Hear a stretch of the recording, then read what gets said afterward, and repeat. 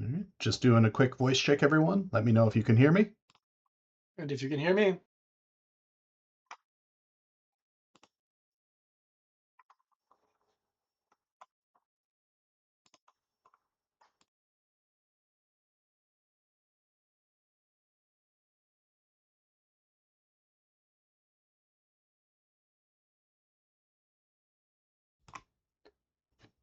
Hello, everyone, and welcome to We Have a Casual Stroll. Is that what That seems weird. That does seem weird. That seems very weird. It's almost like I put the wrong words on the title card. But anyways, welcome to our stream. We're here today to do something unusual for this stream. I'm hearing echoes. That was my fault. Oh, that was my okay. fault. We're here to do something unusual. We are previewing a region. We done echoing? Yeah, I'm done echoing. I hope so. Did I echo again? All right. I don't think I hear any echoes. Awesome. We're going to the right place now. So yeah, we're here to preview our Update 48 region. Not something we usually do on this stream. Usually we just shoot the breeze and talk about whatever we're feeling like, but we've got a pretty solid plan for today, talking about Update 48, the region that you can see in the distance here, as well as what else might be coming up in this update. So we'll probably shoot the breeze a little bit too. I mean, it won't be as much of that, but yeah, we'll chat. I feel like this region was probably one of the more fun regions that I got to build in a while, because there are just a bunch of assets that we had made over the course of the entirety of our Harad arc, all the way from Shield Isles all the way up to Kingdoms of Harad, that I didn't get to play with because I was working in regions that those assets weren't used in. And now I got to build a region with all of those assets, so that was just fun. I'm glad you're having fun. Well, I hope you're having fun too. But so why don't we get started our way in? So this region is called the Hatokáli Fells. It is directly south of Hatokáli, and you can see the road that we're following on now. Across the way we have Emax Duel, which players who have been playing Kingdoms of Harad and the Folly of Kings are no doubt very familiar with at this point. And we're working our way towards where the new entrance is. I'm just going to answer Grout right now. Yes, there will be Utugi. There will be Utugi in the Hatokáli. They're not going to be omnipresent, but there will be some. It's always, I feel like whenever we need a big bad, we come up with some variation of Orc or Uruk to help fill that role. They're the gift that keep on giving. They really are. We're winding our way down. So those of you familiar with this area will have noticed that this path did not exist previously, and it does exist on live now in Update 47. You just can't get any further than probably about here, because we're no fun, and we blocked you off. And we're working our way up in. We're fun. We just want to try to stop you from seeing everything a little too early. I discovered in my last stream, when I went to go up into the Gladdenmere, that the components of the event that kept the Gladdenmere inaccessible still exist. So on my local server, the event hadn't been turned on, and I couldn't get into the Gladdenmere. You're like, my stream will go great, and then I'm locked out. Why am I locked out? So Imagor says south gates from Zajana still closed. Don't lead to this location. Correct. This is accessed from Hatokáli. Once we get up into the hills here and kind of get a view down into Emax Duel, we'll pop open the map. I think the map is still currently first pass and somewhat placeholder, so I wouldn't expect it to look too amazing. But it should help you give you a sense of where things are. So we'll work our way up to the defeat circle, the first defeat circle of the region. to give you kind of a view. We won't look that way quite yet, but we will look this way. And this view of Emakstul, I think, is pretty fantastic. And then it does look nice. God, like it's amazing how well the vistas still hold up. So here's our map of Idagal. We have Emakstul here in the south, and New Button to the Hatokáli Fells. And here's our current very placeholdery map. This will get finished up over the course of development for the region. So we came in from here, and now we're chilling up on this bluff. So you can see Idagal from here, as well as our first hub. Now, unfortunately, I don't know most of the names for these areas and for these hubs. Yeah, you're not alone. The names are in, and they're very Tolkien-y. So welcome to North Hub. This is North Hub, everyone. Hanamiku. But yeah, this is very much a region where I felt like I had the opportunity to play with a lot of the toys that I didn't get a chance to play with when I was building other regions for Harad. So it was just fun coming in here and getting to use that sort of stuff. Like most of the Zajana decor, a lot of the brutalist Shagana structures, I really didn't get an opportunity to use. So this was very much a playground for me. Somebody asked who was it? It was Thangdrim asked if there are any defining features in this region or in this zone that you're particularly proud of. I can think of probably 2 straight off the top of my head. And this region, I think, has a lot of good lookout points that give some really, really awesome vistas. Even though I didn't build it, I'm really excited for the instance that is happening in this region. Yeah. It's definitely a pretty cool concept. Here we have the back entrance to Emakstul. Players can't actually use it to get through anywhere currently, but we wanted to reflect that there was a connection point from Emakstul to these roadways heading south. It's a snake, a little snaky snake. It's not such a little snake. I'm not going to do the voice. Snake, so Grotmeg, it says, people were trying to get a certain treasure chest, which might be bugged and inaccessible. That's how a number of people figured out the new landscape was being developed south of Emakstul. That is not how people initially figured that out. That is certainly how a lot of people realized that was happening, but eagle-eyed people, I had seen posts on message boards and in the Discords about seeing changes to the cliffs and whatnot first and foremost. And that's always, I think, the signifier to someone that a new region is coming, is they're like, hey, that mountain changed. Where did that mountain go that used to be there? Or why is there a mountain there now? I keep rolling out of frame, sorry. So someone just asked, who was it? I need to look. Harold Roland asked, when will this region be playable? So this is planned for update 48, which is the anniversary update that is tentatively planned for right around the time that the anniversary always comes out. We aren't given the date yet, just in case things do end up slipping or something ends up happening. But it is coming up fairly soon. We should probably have initial bull roars up in the next probably 2 weeks to start going over some of the area. There was also a question about the epic continuing here. So the answer to that one is a little bit different.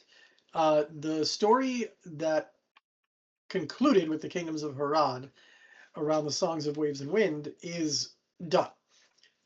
There's not anything more for that portion of the epic, but a new epic is already being worked on and will be picking up as we head into the expansion pack later this year.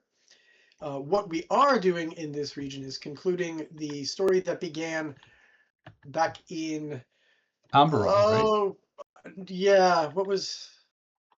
I'm gonna forget the name of the Legacy of Morgoth with Mizadi as we follow her down into this region as she continues her quest to restore Hamatranut.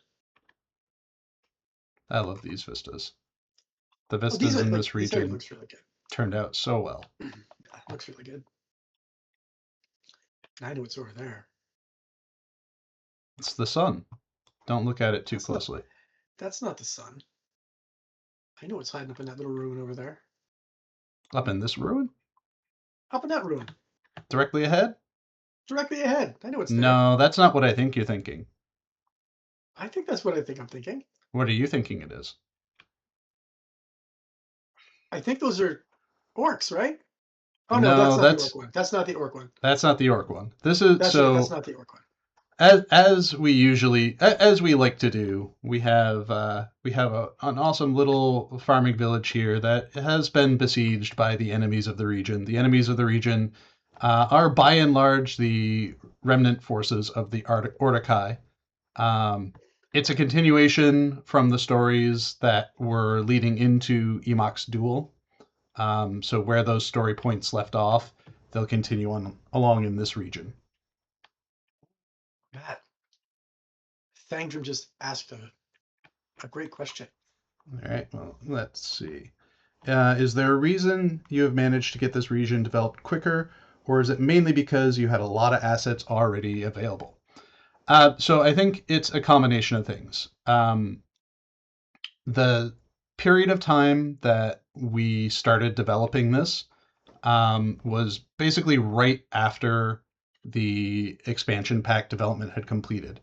And often, at least as far as the world team goes, we have a lot of free time after the expansion pack cycle to invest in preparing for what's next, um, while everyone else is working on things like instances and whatnot.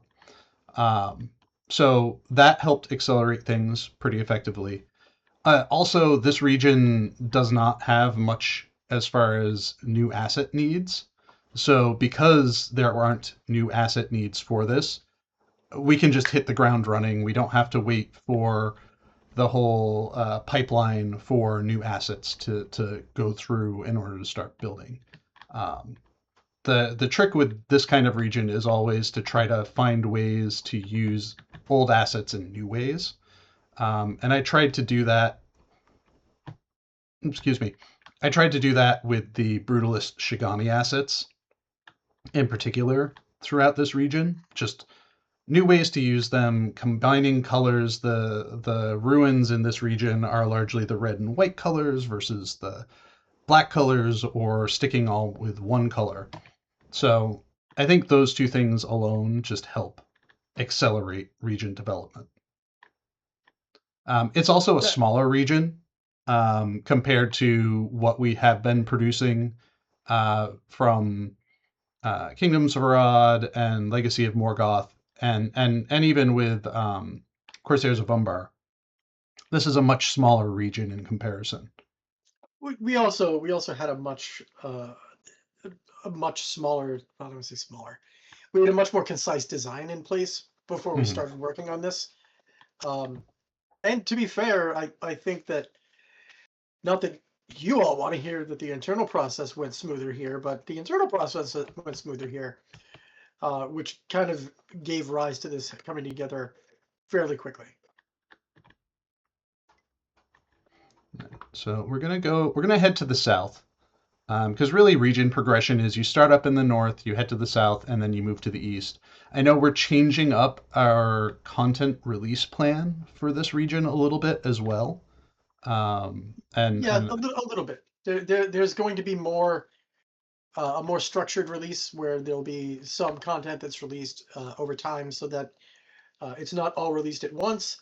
The content pack will get you the entire content pack, which includes the 6-man instances going into here, a number of new missions that are going to be included. But the content itself, the pacing will be a lot like the pacing was for the release after the Corsairs of Umbar, where we had uh, yeah, the Coin Lords. Did I say that right? The I Kindred? did. The Kindred of the Kindred of the Coin? Coin. Thank you. The Kindred of the Coin. Actually, their quest lines came out over that period of time. So this is going to be the same kind of thing where there'll be more content released over a period of time. And I think too the fun thing about that is it does help show the progression of the story through the region, Mhm. and I think that's the intention of it is to show the progress of the Ordokai and Mizadi's forces Azadi. through the region by staggering out the release of the updates. So this here was originally a little mining camp that the Ordokai had taken over. They discovered scorpions, decided, hey, we want to box up those scorpions and bring them home with us. And the scorpions were all like, nah, kill you all. As scorpions do. Just nasty. Let's see. I'll get a good vista and then answer a few more questions. I think we've got a really interesting vista coming up here that might make people interested and blow up the chat a little bit when we look out over that jungle down there. Let's see what we have for questions. Um, so Thangrim says, looks pretty big. There's a lot of POIs to it, it seems. We tried to have a good spread of POIs throughout it. The idea of this being a bit of a stepland does help make promontories easier to plan out and use them as anchor points throughout the region. Imagor says, it looks like Ansharu, but with more life. I would say, and I think someone responded to you too, closer to Kijon, and I would say we pushed it a little bit more alive than than both Idagal and Ansharu, particularly as you start going down the slopes of the region towards Abanissa, the Green Sea, which is a frequently teased region, but Sir not appearing in this update region. It is green though. It is You green. can see it. You can see it. Zip asked Is about that why it's guardian the Green Sea? animations. Because it's green and you can see Maybe. it? I bet that's why. It's a green that you, yes. Zip asked about the guard animations. Good try. Yes, with their we are looking at them. It's not necessarily going to be in this update, but we are definitely looking at them. Gnargaril says, "How can you say how fill in the gaps regions fit into this cycle?" I'm not sure what we mean Fill in by the this cycle. I gaps. mean, you could kind of call this a fill in the gaps region, I guess. This is really a conclusion to a sub arc to that That's we've fair. been following from the time of the Legacy of Morgoth. So we're concluding a supplemental story or a sub arc story that has been with us now for 2+ years. So that's really what is happening here. Is we're concluding a story, kind of wrapping up everything that we've been focusing on in the near Harad areas until this point, before we put it to rest and turn our attention elsewhere again. Ragdoll Shell says, "Jungle, will there be tigers?" So we are not going actually into the Green Sea with this update. You can get up to the borderlands of it, but you won't be going into it. As far as large feline predators, lions figure heavily into this region, into the Hatokáli Fells. So you'll be able to see them here. They are definitely a mascot for Hamat Renewed, and there are some elements of story in here that touch on that, and what the Ordokai might be doing to kind of corrupt that visage and image of power for Hamat Renewed. So here we have the This is the Hatokáli. bandit camp, right? This is the bandit camp's right over there. This is the Hatokáli itself, the river that runs along the border between the Hatokáli Fells and the jungle in the distance. We'll work our way. We'll do a quick walk through the camp as well.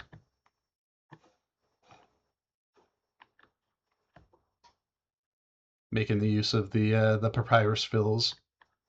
I got to use those in Amberil, so that's not really a new thing for me. But this is definitely, I feel like this region acts as like the greatest hits of what we've been doing scenery and biome wise over the last few years. In the distance there, I'm not going to go all the way down there because that's a very long walk and swim. But the region to the west it concludes at a waterfall spilling out into um, destinations further out towards the shore. Um, New River Casual Stroll, says Harold. This river is not quite large enough, I would say, to dedicate it to a casual stroll all on its own. But when I do get to the rivers of Harad, it might figure into that conversation.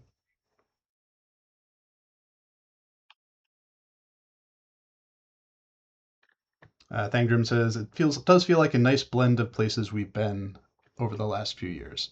I think it is always a little sad when we kind of get to this endpoint in a cycle in a direction that we're going, that we have all of these assets that it does feel like we finally figured out how to use them all, only to then be like, okay, now we're done. We're moving on.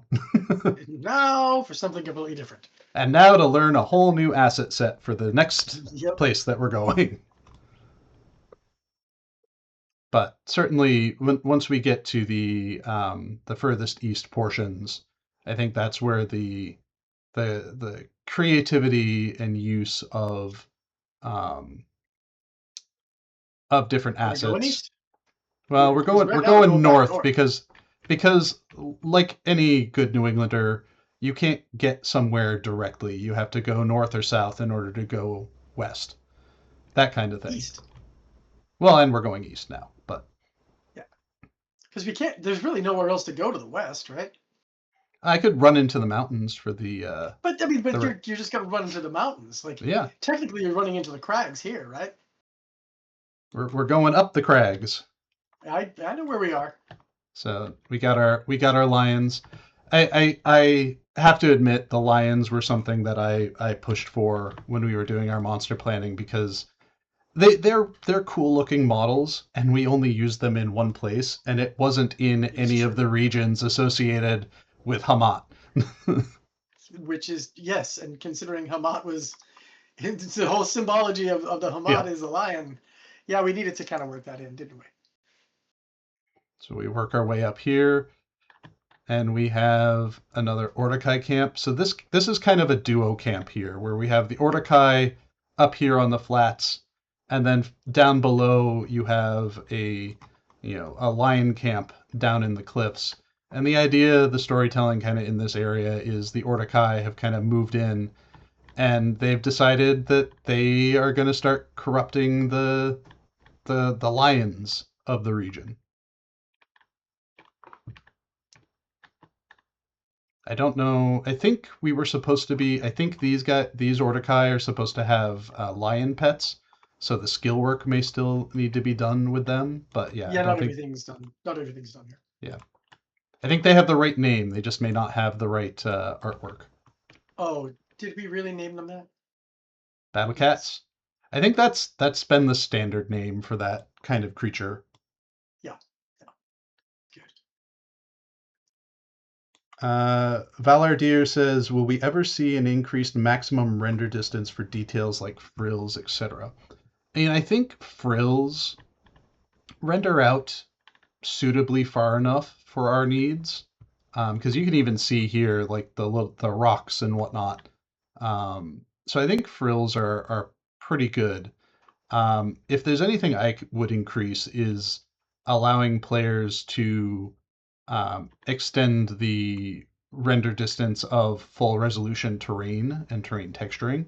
It wouldn't load more assets into the scene, but it would increase the fidelity at a distance, because there are some times where you can be still pretty close to something like a cliff or something like that, and it'll switch into the lower quality terrain. Yep. So I'd really like to try to get that done more than anything in terms of improving the quality of the landscape. Um, so up on this mountain, on the north side of it, we have the second quest hub of the region, and this is kind of Mazati's forward camp. And we'll get a great view of the remaining Ordokai stronghold in the southeast, and then something else up here in the north. Wonder what that is. What could that be? What? I know. You know? I do. I know. Uh, Alan Mackey, everyone. He drinks and he knows things. I do. I can't drink anymore. I can't. Okay, well, he just knows things. Nagari Lotro. So it looks like you're asking more about any idea how new lower level regions would fit into the cycle of releasing smaller regions in between expansions. It's a good question. I don't know that we're really at a point where we can really sketch that out. At least not in a complete manner. But one of the things that we are looking at, and specifically that Matt has been looking at, is going back and trying to find those connection points that make a lot of sense throughout the world, so that we can have a I'm going to use a loaded industry term, not even a loaded industry term, just a term we use, a backlog of available areas for us to kind of develop in when we have the time, inclination, resources, free cycles, whatever you want to call them, to go back in and make some adjustments or improvements or expansion into some of those lower level areas. We know that there's still some areas of the world that we need to flesh out because, either the content that takes you through a certain region is weaker, too sparse, too spread out. I'm not looking at any area in particular or anything like that, but there's there are definitely some plans that we kind of look at and we're constantly trying to get to. And for what it's worth, Matt spearheads a lot of that, because whenever Matt has free time, he just kind of comes to me and says, hey, I did a thing this. And it's over here and it's big and I need someone to start putting stuff in it. That is another thing that usually happens after an expansion cycle. It's so true. I end up being like, hey, I built this system, or hey, I made this spec, or hey, I built this region. When do we want to use it? And I'm a little obnoxious about it. One of those systems, though, is becoming kind of a thing in our next expansion pack. So you should be a little happy about that. There are a couple of things that... There's a few. Yeah, like we can't talk about it yet. I so want to talk about it, but we can't talk about it yet. I'm very excited about what we have planned for the latter half of this year. I just to get back to the region real quick, I love this transition. The like more greenery, and then you just get up high enough and it starts getting a little bit more arid, and then all the way up and it's super arid. That just, it feels good.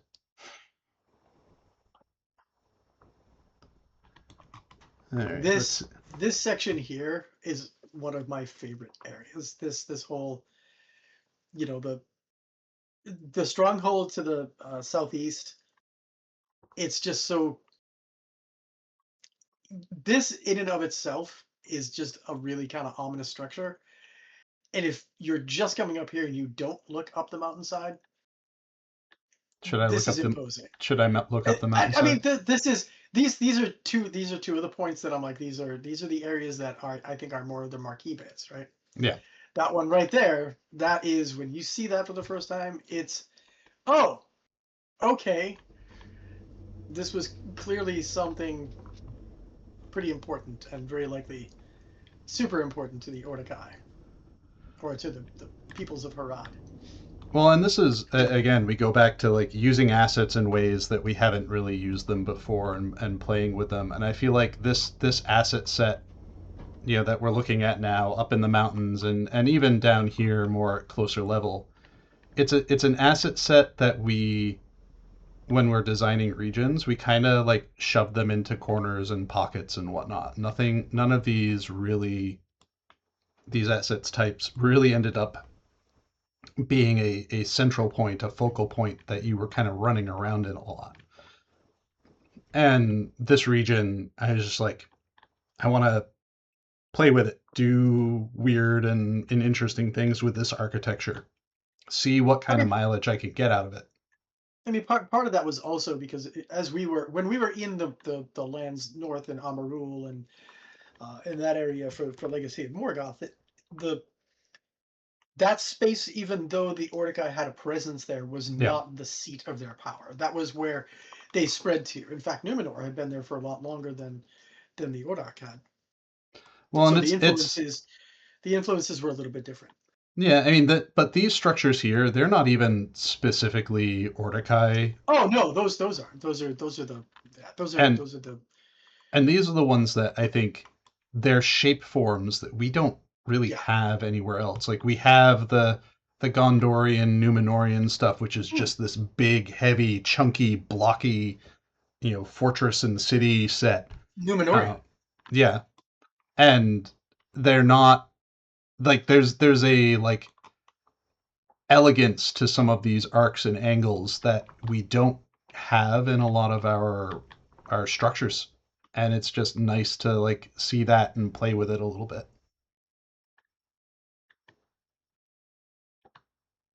But yeah, I I'm really happy with the vistas of this region. I think it Matt, looks nice. I need help. I'm not sure what the acronym RT is. RT, what are we looking at? Yeah. Tan Square has a question. Are there any more RTs in this region? Roaming threats Roaming threats. Thank you. or roving Oh, thank threats. God. My brain. Um, Gosh, I don't know if we added any.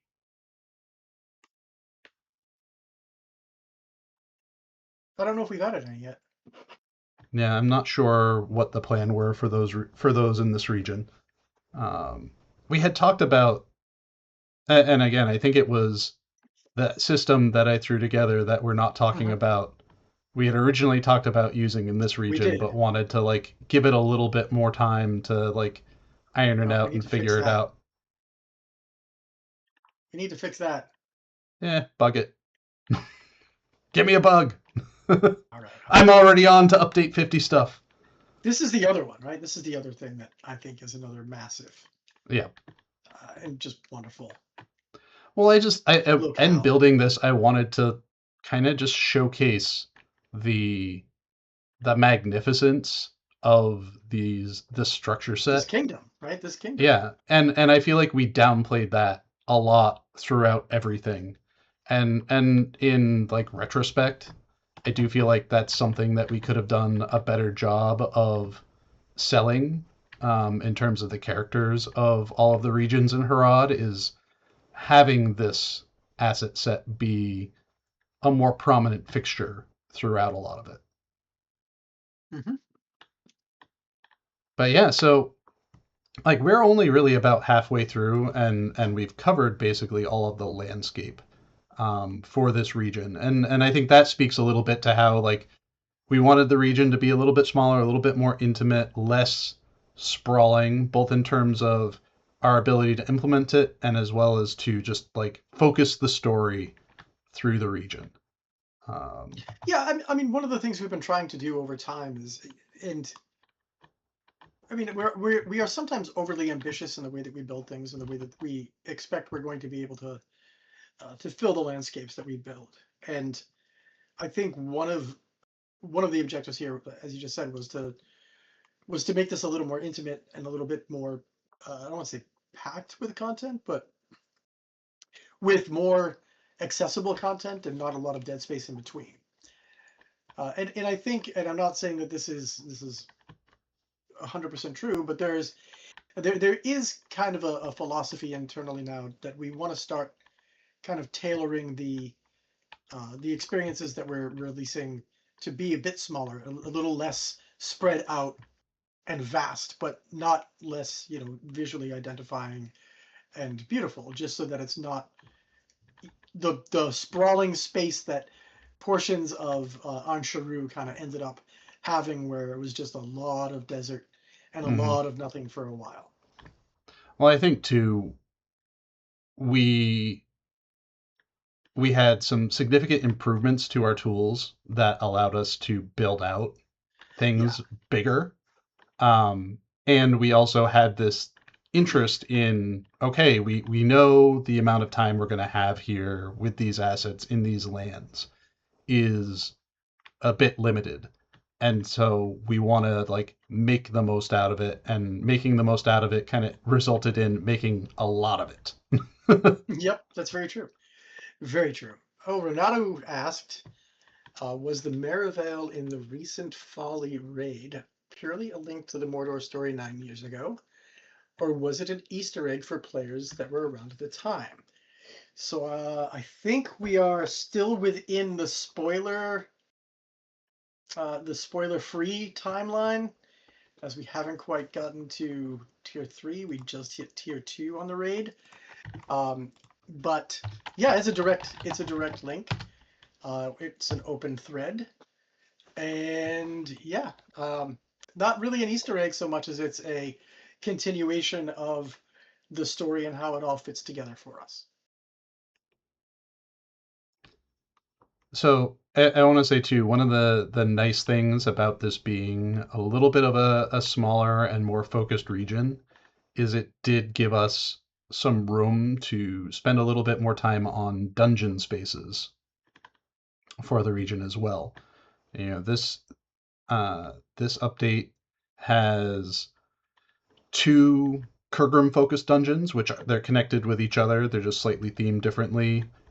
We also have a couple of mission specific dungeon spaces that Mhm. were built using a brand new dungeon cell mesh set um, that came out of discussion and feedback both internally and externally about how to improve the usage of dungeon spaces, particularly when it comes to building end game instance spaces. Yeah, So, specifically the raid spaces. I mean, yeah, the so if we look at everything that we build with as a Lego set, the Lego set that we had or we have is about, God, Matt, is it about 25 years old. 22 to 25 years old? Yeah, it's pretty old. Because It can I started it, working it on can Middle vote. Earth Online in 2003. Yeah, I mean it can So, vote. It can definitely vote. It can probably rent a car at this point. So it's an old set of assets, and we hadn't really had an opportunity to update them. And I'm sure that as players, you're well aware that some of the spaces feel a little bit tight when you've got 12 players walking through. So one of the things that we've been trying to get to is not quite a double wide, but a larger tunnel asset set that we can start working with, and that's one of the things that we've been able to get recently. And for 48, that's going to give us the new dungeons that Matt's walking around in now. So it's kind of nice that we'll be able to use those in the future for building out new raids and whatnot, new instances. Make them feel a bit more epic, a little larger, a little more open and spacious. That's a great place to stop. I really enjoy seeing that Kurgrim's hairy arm and leg. yeah, I had to scale down some of the Kurgrim because they were way too big, and I came up to like the kneecap on a couple of them. I was like, that's like this guy definitely does not skimp on his shoulder days. But leg day, that's a completely different story. Yeah, I feel like most of the Kurgrim skip leg day. They do.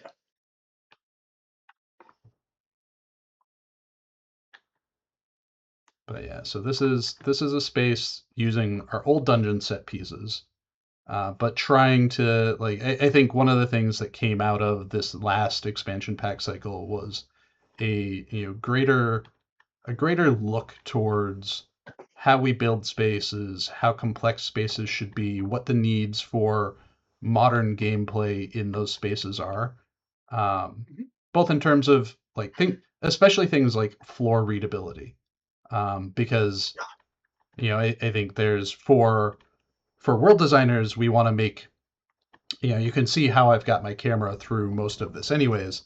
We want to make where you're looking with your camera interesting. But sometimes that can conflict with the gameplay needs of making sure any effects that might be on the ground are readable. And so a lot of what we're working towards going forward with Dungeon Spaces is kind of a reaction to those conversations and those ideation cycles that we've had over the last year or so at this point. Yes, indeed. All right. Well, I think we've seen enough Kurgrim, so we can go check out some of the other spaces as well.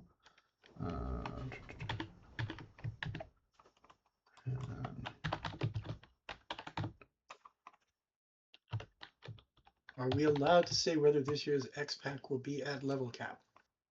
I assume, Thangrim, that you're asking if we're going to be moving the level cap up again for the expansion this year. I don't. I might get in trouble for saying this, but there's no plan right now to bump the level cap for this expansion this year. There are other changes being made that change.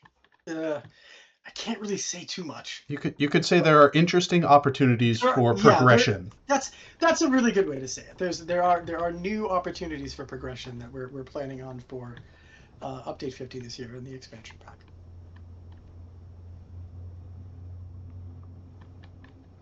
So here we are currently in one of the mission spaces. This is built using our new cell mesh set, our new dungeon set. And one of the things I introduced to kind of meet the needs that we were talking about. Back. What was that? Pull your camera back. Pull your camera back so you can see how much of a difference there is in size inside of the hallways. And this is even with stuff, right, decorations and whatnot put in. But one of the needs that I had for building the space as a world designer is the floor needs to be interesting. So that's sparked the introduction of this concept of the detail floor, kind of like the decorative platforms that we have for the housing system, but they're alphaed out objects that allow us to add a little bit of extra look and feel and decoration to the floor without adding any physical complexity to the floor. They're client only objects, so you're not gonna client only, no physics, so they're not gonna be problematic for gameplay and whatnot, but they do allow us to make things look a little bit more detailed, a little bit more interesting instead of just having flat surfaces.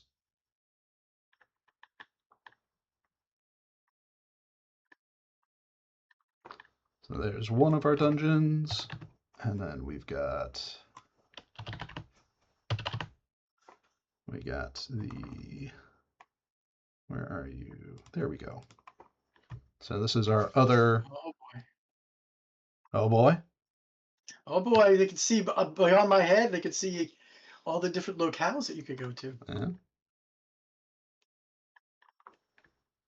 So now we have, this dungeon is set in the structure across the river from that final Hatokáli camp. Again, built using the new set. The idea being just a big explorable space that content designers could build flexible missions in. This is a fairly large dungeon interior, so when you're in here as a player, where you're going may not cover the entirety of the space. The designer building the space may put up walls and doors and whatnot to limit where you're going through. But the idea was just to give a flexible space, both for them to build instances and also for us to kind of test out the new cell mesh set to see, how it's working out, what we're doing.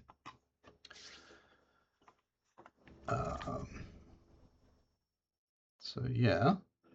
So there's really only like one more thing to look at in the region. Do we want to show that one more thing? I mean, they're asking us, but I don't know that we should. No, not yet. I don't know. I don't think so. Maybe we should ask them. Do they want to see it? I mean, Nothing's set up in there, right? That we can. It would just be a world look, and It'd just be a world look. It's I probably think okay Ross if is it's just a pretty far world look. along as far as the look and I feel think of you're it. right. So Yeah, I think you're right. I think we can give it a little sneaky peeky.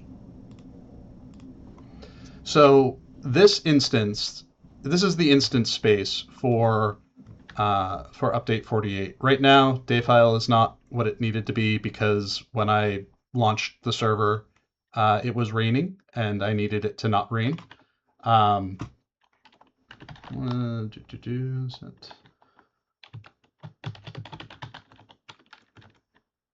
Let me get my syntax right. There we go. So this might better represent what it looks like in the space. So this is for update 48. It is not going to launch at the launch of the update, but it will be an instance available as part of the content offering um, for the region. This is, and is not something we've done in a while, but this is a on landscape instance. Harkening back to what we've done in the past with things like, Gartha Garwin, Fornost, those kinds of instance spaces. This is, kind of our return to playing around with a landscape instance. The totality of the instance is also kind of a direct reaction to some of the feedback we've gotten about the environments that players want to be able to jump into and explore as part of instances in LOTRO. Jump might maybe being one of the operative words. I mean, there will be opportunities for players to jump in this instance. Jump. And if that jump happens to land them at a defeat circle, that's not my fault. But we'll work our way around through here. So this instance is broken up into two parts. It has the underground crypts, which are accessed from from that final Hatokáli camp. You'll enter in from there, and then I believe this is a boss encounter space. Currently, I think development is in gameplay implementation, and then we'll do another round of world polish on that. And then going through, it takes you into this space, which, depending on, let's work our way up. This is to me, seeing the Ross, our world designer, working on this, it felt to me like Fornost in the best way, in terms of the things that like I remember fondly and nostalgically from our original instances. Let's see. Let's 725 from the early design of the game. That back in the day, from it feels more like that classic style of instance. So yeah, you start out in some cold and clammy catacombs, but then you work your way out here. And to me, this feels like a great way to cap off players' experiences in Harad by getting, let me mouse wheel out, by getting to have an instance out on the landscape like this. I think it is exciting for me as a level and world designer to have a space like this available to kind of be our last hurrah in Harad, and I think it really speaks to us seeing what the players have asked for, listening and delivering on it.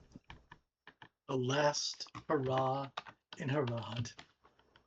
Maybe that's what we should call it. No, that's not the name of it. And you get an awesome sunset here, which I'm also really happy with the sunset in this space. But yeah, we've been in dungeons for a long time, so being able to get out in the open air for an instance feels really good to me.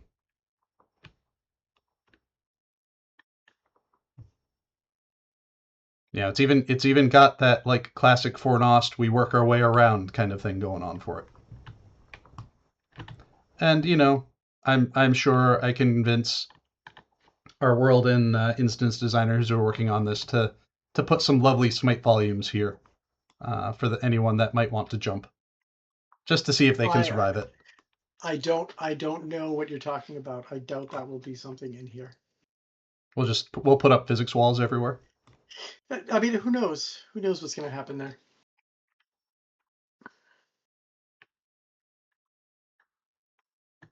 Yeah, this is a 6-player. This is going to be a 6-player instance.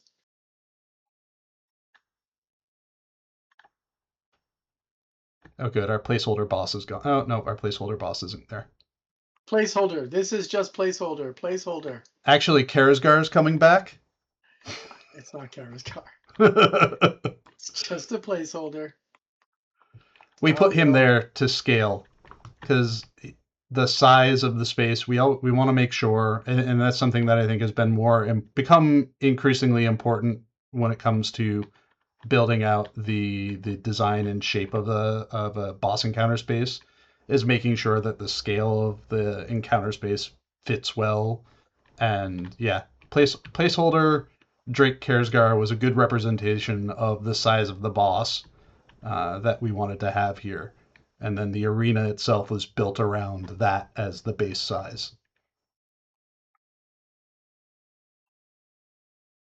But yeah, so I am excited about this region. It makes me happy to have gotten to play with the toys that I got to play with to build it. I think it's gonna end cap, our experiences here in Harad very well, and give people an opportunity to get that last little taste of what's going on in this region before we decide to head elsewhere. Yep, elsewhere. Let's see. We have a few minutes left. I actually will be leaving a little early and leaving you in Matt's capable hands for the rest of the stream. But if there are questions, yeah, I think we're definitely at the Q&A point. So if you all have questions, hit us with them. Maybe the most important one and the one that I think people might want to know about most is, do we know when this is coming to Bullroar? The instance is the landscape. I think we're hoping in the next couple of weeks to have something out there. I don't know exactly what the timing will be right now, but the plan is to look sometime before the end of March to have the first Bullroar. That's part of why we're doing the preview now, is we weren't quite sure when Update 48 was going to come to Bullroar, but we wanted to make sure that, you all got eyes first on it here before jumping into it. And no, Renatu, it is not the same as a contested landscape. Landscape instance is just that an instance that is built on landscape, not built inside of an interior. Yep.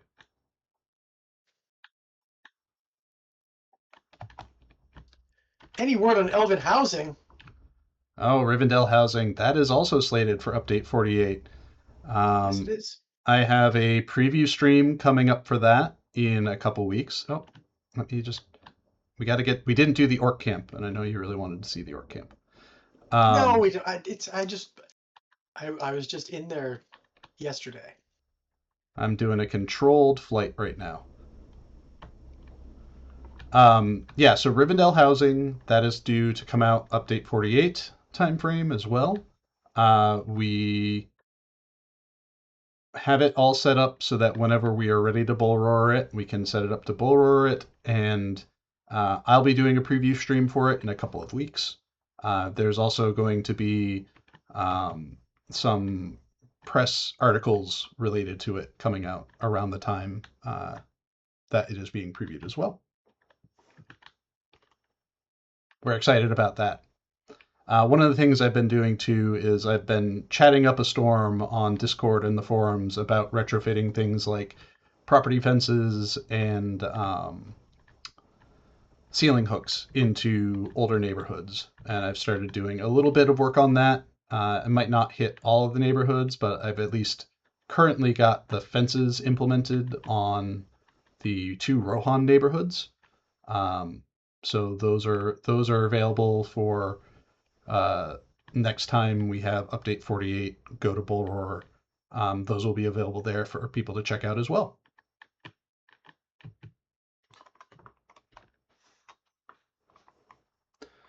So Renato says, okay, but because let's say, for example, Gundabad had public instances. So yeah, the this is like Alan said, this is still a classic instance. It's not a public space that gets instanced out. It is by saying landscape instance, we mean it is on the height on a height map instead of using dungeon cell meshes. There are pros and cons to both, and there are flexibilities and rigidities to both. And we just wanted to kind of harken back to the good old days of how we had built instances in the past. And a lot of nostalgia recently. Yep. And unfortunately, I do need to bow out, but thanks for joining, and we look forward to seeing you next month. Yeah. I'll hang out for a couple more minutes to answer any questions. Thank you for hanging out with us, Alan. Next time he's here, it will likely be back to um, our usual casual strolls, and our usual we have a cave trolls. So, and let me find his thing so I can hide that as well. Okay, it's all hidden. Awesome. So yeah, I have to say, I think one of my favorite parts about this region is the sunset for it. There's just there's an intensity with the sunset that we don't get very often. I went pretty intense with the sun in Anshuru, and I really liked how that felt. So I wanted to bring some of that back in here into the region.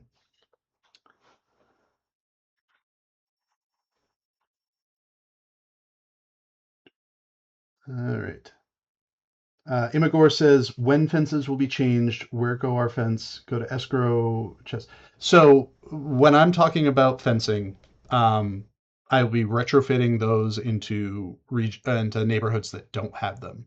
So, for example, in the Rohan neighborhoods, they do not currently have property fences. So you wouldn't have anything hooked to have go back to escrow.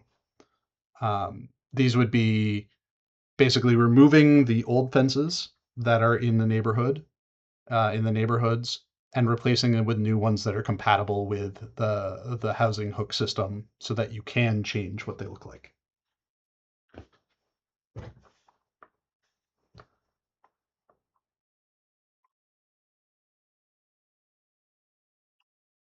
And let's see if there are any other. Um, Nargaril says, why is there a separate deed tab for each region in the Valley of Ikerborn and just one tab for Murjala? Who or what determines that? I don't think there is a specific rhyme or reason for it. I think it just happened. I think it just depends on who is making the requests at the time that the requests are being made. I can certainly see the argument for both options existing, and I think Murjala was just a case of the person making the request requested it one way, whereas previous people had requested it in another way. The Arbiter said, what were the real life places that inspired the building of the landscape for this region? Um, this region, we did not really source any real life regions for this. Going into it, I knew that I wanted it to be built using many of the assets that we had used elsewhere in Umbar and in Harad, and we wanted to have it blend and lead into Abenissa, the green sea to the south.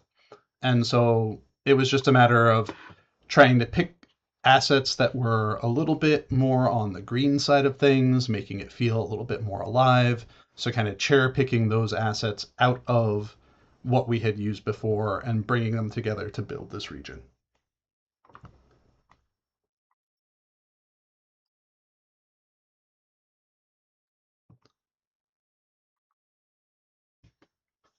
All right. Will hunters, wardens, mariners get a port? I'm not sure. that is a question outside of my purview. That leans more into the game system side of things. Certainly a question that can come up and be asked once this starts going to testing.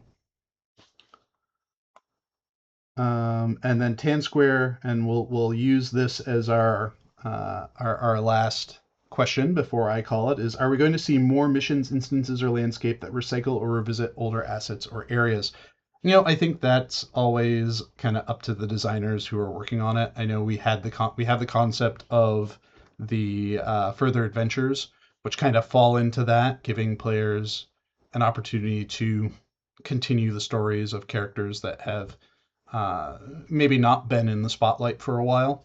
I'm not sure that we have any further adventure style stuff planned in the near term, but that's, I think, kind of where those things might lie in terms of when they would happen, if they would happen. Just like how I find spare time for myself, there might be other things, other designers that find things to do in their own spare time as well. So anyways, thank you everyone so much for hanging out, checking out the stream. So like I said, April 1st is going to be our casual stroll through Rivendell housing, where we'll be talking about what's going on in there. I don't think we have a specific plan for the next We Have a Cave Troll, not to be confused with We Have a Casual Stroll, which happened today. But we don't have a specific plan yet for that, but we'll certainly be announcing it soon. If you have not yet, please check out our message boards and Discord for information about the Penny Arcade Expo player gathering that's going to be happening on, let me pop open the calendar, going to be happening on the 27th. I believe there is a sign up for it. If not already, there will be soon, so that everyone that wants to go to that can, and is local, can come and check that out. I'll be there for that. So if you have questions about the Hatokáli Fells or housing, feel free to sign up for that and come along. Anyways, thank you so much, everyone, for hanging out, asking your questions, and for enjoying the wonderful vistas of the Hatokáli Fells. I hope you all have a great afternoon and a great weekend. Have a good one, everyone, and goodbye.